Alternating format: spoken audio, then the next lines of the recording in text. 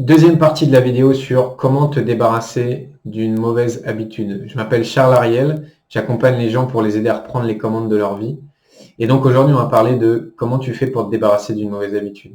Dans la première vidéo, la première partie, si tu ne l'as pas regardée, je t'invite à la voir parce que c'est la base. On a vu que l'essentiel, si tu veux éviter d'avoir des mauvaises habitudes, c'est tout simplement d'avoir une vie en accord avec tes valeurs où tu es nourri de l'intérieur. Parce que quand tu es nourri de l'intérieur, tu n'as pas besoin de te nourrir de l'extérieur. Et que le meilleur moyen pour développer des mauvaises habitudes, c'est d'avoir une vie insatisfaisante, une vie qui n'est pas épanouissante et qui n'est pas inspirante pour toi. Maintenant, dans cette deuxième partie, on va voir quelque chose qui est plus une stratégie pour éviter, pour se débarrasser d'une mauvaise habitude. Une habitude, c'est quoi? Une habitude, c'est un comportement suffisamment répété pour être devenu automatique ou quasi automatique. C'est-à-dire que c'est quelque chose que tu as fait suffisamment de fois pour que ce soit passé du conscient à l'inconscient. Dans notre cerveau, on a deux parties. On a une partie qui est consciente, qui est une toute petite partie. Alors je la fais là, c'est juste pour matérialiser. En réalité, elle n'est pas spécialement là. Et on a une énorme partie qui est inconsciente. Un comportement habituel, ça passe du conscient à l'inconscient.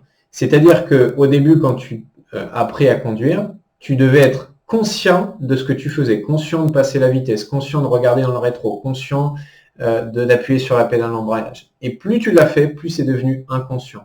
Inconscient, ça veut dire quoi? Ça veut dire que tu n'as plus besoin de faire d'efforts mentaux et d'efforts conscients pour y penser. Donc, habitude, comportement inconscient. Comment tu fais pour te débarrasser d'une mauvaise habitude? Eh bien, en fait, il faut rendre conscient ce qui est devenu inconscient. Imaginons que ta mauvaise habitude, c'est de grignoter. C'est un comportement qui est compulsif, ça veut dire qu'il est devenu inconscient. Ça veut dire que tu vas automatiquement prendre le paquet de chips sans quasiment t'en rendre compte. Ça va être devenu automatique. La première étape, si tu veux te débarrasser d'une mauvaise habitude, c'est de rendre ton comportement inconscient conscient. Comment tu peux faire? Et ce premier point va te paraître peut-être drôle, voire même ridicule. La réalité, c'est que c'est un des outils les plus efficaces que je connaisse et qui a marché avec beaucoup de gens que j'ai accompagnés pour se débarrasser d'une mauvaise habitude. Prends un cahier, prends une feuille ou prends ton téléphone. Quel comportement tu veux arrêter? Choisis ton comportement. Et à chaque fois que tu vas faire ce comportement, note un bâton sur ta feuille ou sur ton téléphone. À chaque fois que tu vas te surprendre en train de faire ce comportement, grignoter, fumer une cigarette, dépenser ton argent, mets un bâton sur la feuille. Et en faisant ça, tu vas rendre l'inconscient conscient. J'ai fait cette méthode avec beaucoup de gens que j'ai accompagnés, que ce soit pour des gens qui avaient la mauvaise habitude de se dénigrer intérieurement, des gens qui avaient pour habitude de trop manger, des gens qui avaient pour habitude de trop dépenser, et ça je l'ai fait pour moi. Rendre conscient, l'inconscient conscient, c'est la première étape. Pourquoi? Parce que tant que c'est inconscient, tu n'as pas de pouvoir dessus. Tant que c'est inconscient, tu n'en es pas conscient, donc tu ne peux pas contrôler. Quand tu rends l'inconscient conscient, tu as du contrôle. Et qu'est-ce qui se passe? C'est qu'il y a certainement une étape où tu vas te rendre compte, waouh, en fait, il y a 18 fois dans la journée où je mange des chips. Ou il y a 5 fois dans la journée où je sors ma carte bleue et je dépense de l'argent. Et il y a quelques mois, je voulais gérer un peu mieux ma vie financière et je ne comprenais pas où allait mon argent. Je gagnais de l'argent, mais à chaque fois, à la fin du mois, il ne me restait pas la somme que je voulais.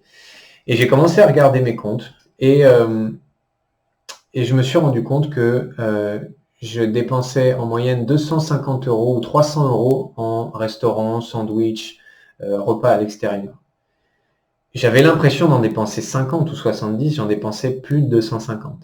Et ce que j'ai fait, c'est qu'à partir de ce moment-là, à chaque fois que je sortais ma carte bleue, que je dépensais de l'argent, je notais sur mon téléphone.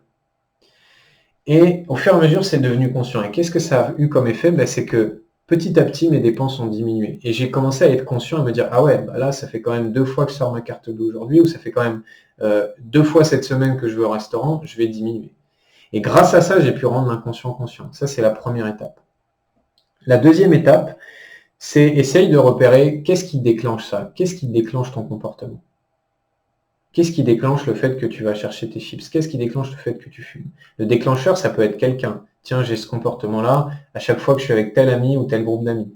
Ça peut être une émotion. À chaque fois que je me sens triste, je vais dans le frigo. À chaque fois que je suis en colère, je vais dans le frigo. Ça peut être un moment, ça peut être un lieu.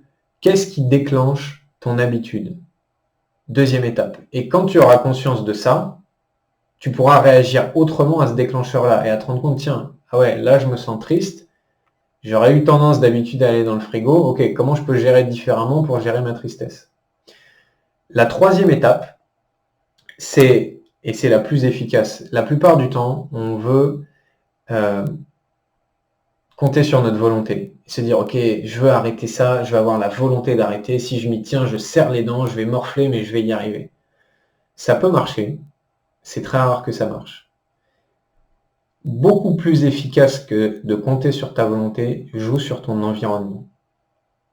Ça veut dire quoi, joue sur ton environnement? Joue sur ton environnement, ça veut dire éloigne le plus possible la mauvaise habitude en question de toi. Mets le plus de barrières possible entre toi et la mauvaise habitude. Il y a une étude qui a été faite dans un hôpital américain à Boston où les gens voulaient faire en sorte que les gens de l'hôpital boivent plus d'eau. Et qu'est-ce qu'ils ont fait? Ils n'ont pas fait de campagne de pub ou de sensibilisation pour dire vous devez boire plus d'eau, ou mettre l'eau moins chère, etc. Ce qu'ils ont fait, c'est que dans toute la cantine, ils ont installé plusieurs bacs avec de l'eau. Dans les bacs à soda, ils ont rajouté des bouteilles d'eau et ils ont fait en sorte que les bouteilles d'eau soient plus accessibles, qu'il y ait le moins d'efforts possible à faire pour attraper la bouteille d'eau. Ils se sont rendus compte que la consommation de bouteilles d'eau avait augmenté et que la consommation de soda avait diminué. Est-ce que les gens ont eu besoin de volonté pour ne pas prendre le soda et prendre la bouteille d'eau? Non. Juste, c'était beaucoup plus simple pour eux de prendre la bouteille d'eau qu'avant. Et là où je veux en venir, c'est quand tu joues sur ton environnement, par rapport à ta mauvaise habitude, plus tu vas mettre de barrières entre toi et l'habitude, plus ça va être, tu ne vas pas avoir besoin d'y résister. Et c'est plus facile de ne pas avoir de tentation que d'y résister. Si tu n'as pas de tentation, c'est facile. Quand j'étais plus jeune et que j'allais en vacances chez ma sœur, j'étais adolescent, j'étais accro à la télé, je pouvais regarder plusieurs heures par jour la télé. Et à chaque fois que j'allais chez ma sœur dans le sud, je ne regardais pas la télé ou extrêmement peu. Et à la fin de la semaine, à chaque fois, je me disais, mais qu'est-ce qui fait que je ne regarde pas la télé? Pourtant, je ne me suis pas restreint, je ne me suis pas forcé à pas la regarder. Et en fait, ce qui se passe, c'est que chez ma sœur, la télé est dans un meuble fermé à clé. Ce qui fait que pour regarder la télé, tu dois tourner la clé, tu dois ouvrir les deux portes, et après tu dois t'asseoir. C'est pas pareil que quand tu dois juste prendre la télécommande, appuyer sur le bouton. Et tu devais même appuyer sur la multiprise de derrière pour allumer la télé. Tout ça faisait que c'était moins facile et que du coup je regardais moins la télé. Et l'idée c'est ça. Tu es en train, ta mauvaise habitude c'est de grignoter, va mettre ce que tu grignotes d'habitude dans le placard le plus haut et le plus inaccessible possible. Tu verras qu'automatiquement tu n'auras pas besoin de volonté, tu en mangeras moins. Ou mieux, tu as envie d'arrêter de manger des chips? Eh ben achète pas de chips. Et tu verras que ce sera beaucoup plus facile pour toi parce qu'il n'y aura pas la tentation. Tu veux arrêter la télé? Vends ta télé. Aujourd'hui, j'ai pas de télé, et ça me demande aucune volonté de ne pas regarder la télé puisque de toute façon, j'en ai pas. Mieux vaut supprimer la tentation que d'y résister. Y résister, ça te demande de la volonté. Le quatrième point, c'est d'identifier le besoin qu'il y a derrière. Chaque mauvaise habitude répond à un besoin. Est-ce que tu as besoin de ta dose de plaisir? Est-ce que tu as besoin de ta dose de solitude? Certaines personnes fument parce que le besoin derrière, c'est se sociabiliser. Pourquoi? Parce qu'ils fument à la pause de 10 heures et ça leur permet de parler avec leurs collègues. Ils fument pas parce qu'ils ont envie de fumer. Et inconsciemment, ils sont en train de fumer parce que ça crée du lien social. Et peut-être que parce que s'ils ne prenaient pas la pause et qu'ils allaient fumer dehors, bah, ils seraient moins intégrés dans le groupe. C'est quoi le besoin que tu as derrière ta mauvaise habitude? Qu'est-ce que ça remplit comme besoin? Une fois que tu as identifié ça, trouve un autre moyen de répondre à ce besoin.